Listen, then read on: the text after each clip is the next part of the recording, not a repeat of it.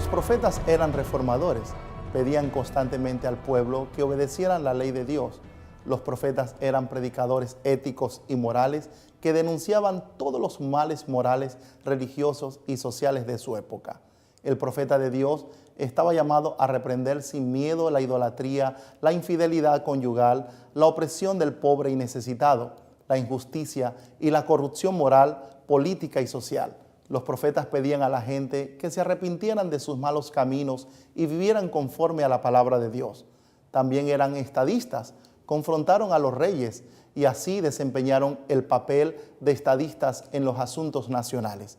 Resulta interesante que Saúl y David, los dos primeros reyes de Israel, también eran profetas. No obstante, aún en aquella época, los dos papeles estaban claramente separados. El profeta Samuel reprendió a Saúl por su desobediencia y el profeta Natán confrontó a David por su homicidio y adulterio. También servían como atalayas y vigías del pueblo. Dios estableció profetas para advertir al pueblo de la apostasía religiosa y para que anunciaran sin problemas los juicios venideros por no arrepentirse de la idolatría.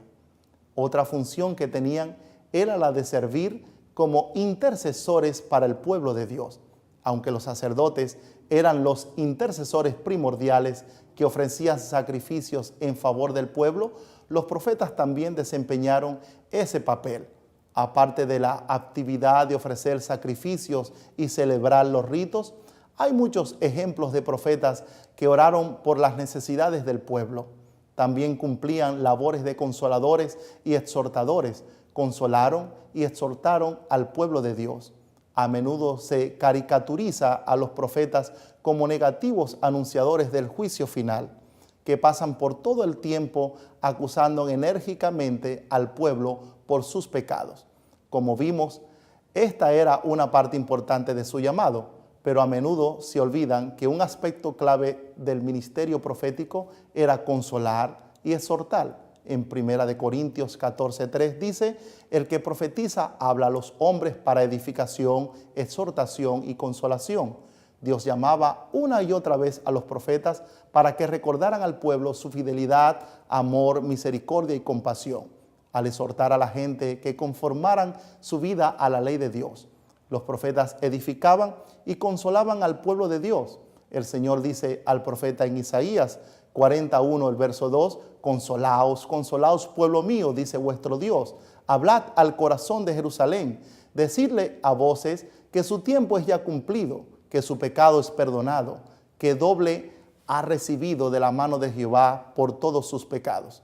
El profeta Nahum, cuyo nombre significa consuelo o consolación, consoló a la nación de Israel al anunciar y prever la terrible destrucción de la malvada ciudad de Nínive.